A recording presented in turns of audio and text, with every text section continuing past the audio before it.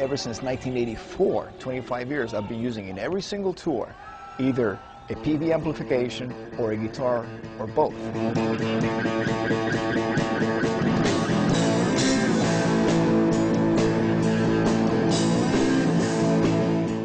Well, if quality, it's number one. I mean, you know, I've been, I'm in a position in my career that I can basically, you know, afford to buy or play anything that I want. And Peavey has always been number one for me.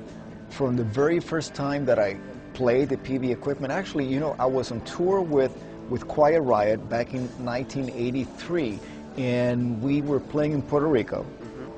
And I asked my bass tech just to get as many, everything in the whole island, just put it on stage, you know. And there happens to be a company called Pexco that was out of Puerto Rico that did the distribution for South America, for Peavey Export, Pexco. Right. And they provided me with amplification. Actually, it was PA cabinets, bi-amp, which is basically what I was using at the time. Right. And a mixer, and I tried it, and it just blew me away.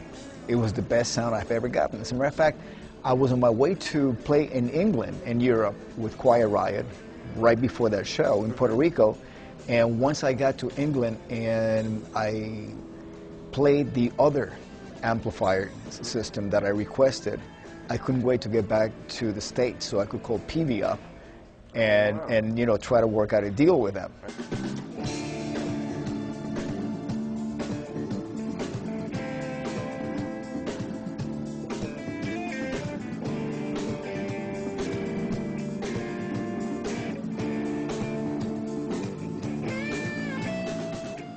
What I love about the Cirrus bass is basically I got my hands on it at the first NAMM show, the one that premiered the Cirrus, and I couldn't let go of it. So I asked Mike Powers, can I take this home with me? And of course, you know, he let me. So I believe I had either the first or second prototype of the instrument, and I played that all the way until it got stolen in 2004.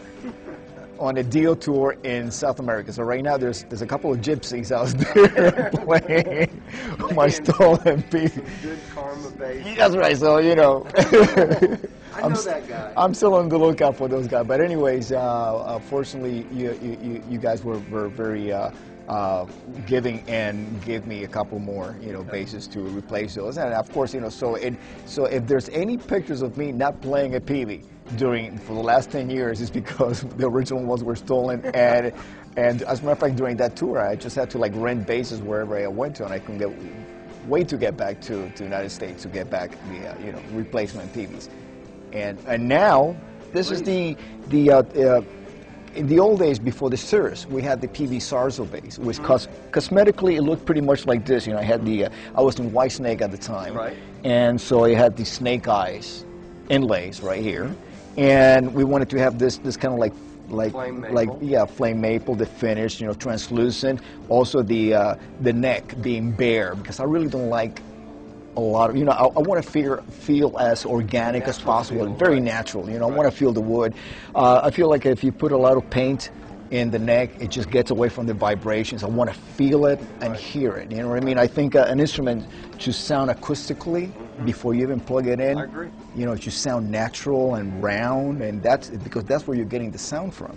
And then after that, you know, of course, you know, the pickups. Right. And way back, you know, when I got together with the guys, you know, especially Mike Powers, to work on the Sarzo Peavey bass, we really took a good look at the electronics of what they should be, and they nailed it.